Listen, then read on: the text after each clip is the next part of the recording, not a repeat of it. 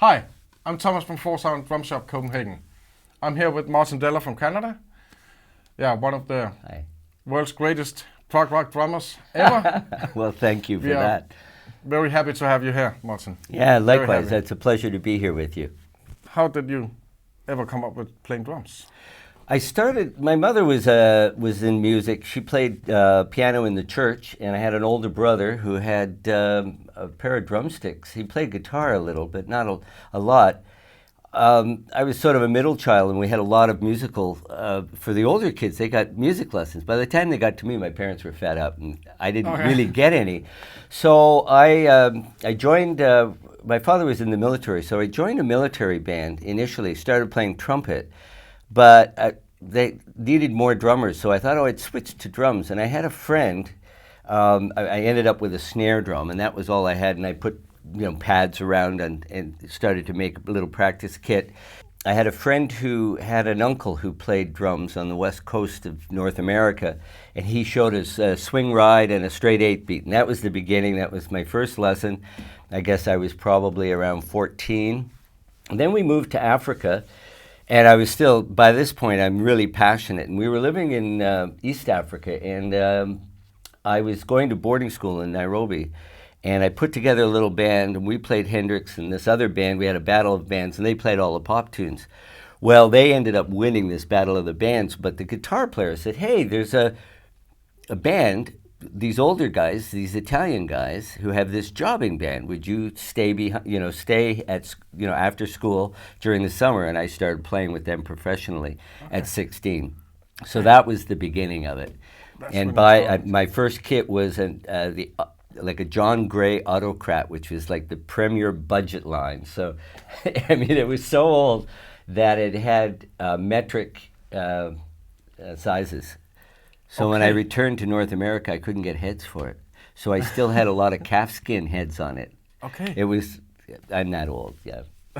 That old, okay. I'm not yet. So that was the beginning. Fast forward from Yes. the FM band and up till now. How did you progress? How did you see yourself as a drummer back then compared to now? You're still always searching and always studying and always working at it. So I think that there's a similar place that you inhabit as a drummer, that you're always a student. You're always learning, you're always working on your craft and trying to bring new things into it. I think that what has changed from then to now was I ended up doing more composition work, and I've been doing work for television and film in the last 15 years, and performing, and I had a recording studio back in Toronto for a number of years, so I was doing some producing. So that changed. I sort of came out from behind the cymbals and sort of got behind the desk and was working with other artists as well and performing differently. And I found that I was doing writing in a different way. But with FM, that really was an opportunity to work constantly in a band, and it was a really enjoyable period, for sure. Some of the guys who's coming in the shop wanted to know which band you're listening to right now. What is your influence at the moment? Well, I'm really, like a lot of people, really liking The Weeknd, another Canadian guy. Yeah. He's actually originally from Somalia, but he's Canadian from Toronto. Really like his stuff. I like London Grammar, is an interesting band out of England that I really like. She's has a beautiful voice, and they really incorporate a lot of flexibility in their performance. So I'm really liking them. Those are two right off the top of my head. When you were younger, who was your influence? I guess I was, when I started really studying after I returned to Canada from East Africa, I started studying jazz. So I was really heavily influenced by people like Elvin Jones and the work that he did with Coltrane, Miles Davis, Tony Williams. But then along came jazz fusion and Mahavishnu Orchestra, so there was guys like Billy Cobham were a big influence, and but there was guys like Benny Kulyaita, a lot of Steve Gadd, all of those guys that we were listening to. And while I was working with FM, I was also doing some jobbing, and so that meant that you were doing a lot of different styles. So I was really influenced by those guys that could play a lot of different things. And as I matured as a drummer, studying jazz for one, but then moving into going back to my first love, which was rock, because that's what I grew up on, playing with, to Hendrix and stuff like that. It was an understanding of how some of the drummers who I might have not appreciated quite as much as a younger player, that I really appreciated a lot more when I got older. Guys like Levon Helm, for instance, in the band. One of my favorites.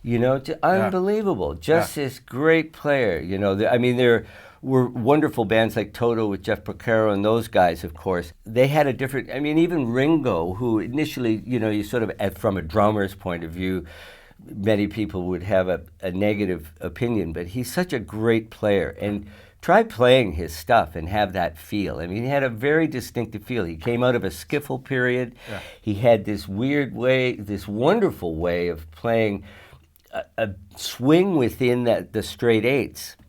John Bonham was another example of a British drummer who had a wonderful sense of swing in his rock playing, and you can really hear that. And so, not that he wasn't an influence back then, but there was all of the jazzers, that, if you will, and then I would move in and out of really liking guys who were doing pop stuff, and it was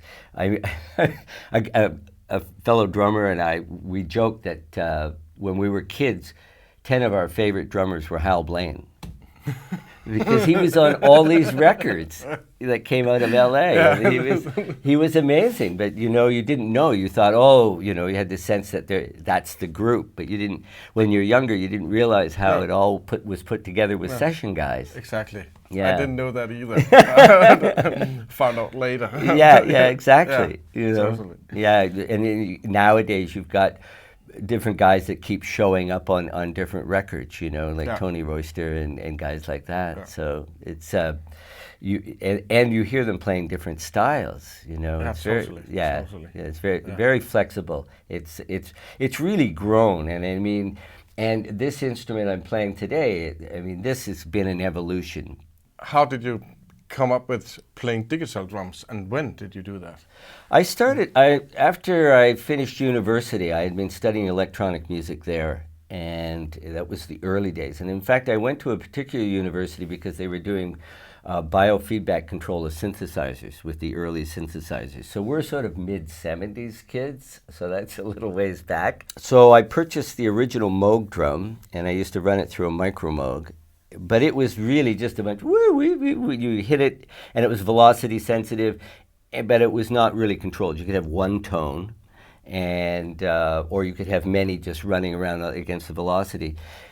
It's so very rudimentary, and then I put piezo elements onto practice pads to get a trigger so that I could trigger other sounds, and I was making sort of drum kits up as I went, and I was adding those to acoustic drums. And then Simmons came along and developed their instrument, so I bought that, and I used that again in concert with real kick and snare and cymbals, but used their pads, for instance, and then did programming on a lot of the new drum machines that came in for different people in town. And so that was a big part, sort of understanding like the DMX and those kind of early drum machines. Yeah. And then I was so happy when we have to fast forward a little, when Roland started coming. There was a period there where stuff started in the 80s, and there was some rudimentary rubber pads and that sort of thing, but they still didn't feel right. The big thing about the Simmons was that they had a very hard surface. Exactly. And they were really hard on your hands and your arms. And then there was, and I had the privilege of demoing the early X drums from the competitive product to Roland. Again, it was close, but it wasn't, it allowed certain flexibility in terms of MIDI was happening, and you could trigger things, and there was a lot of that flexibility starting to happen.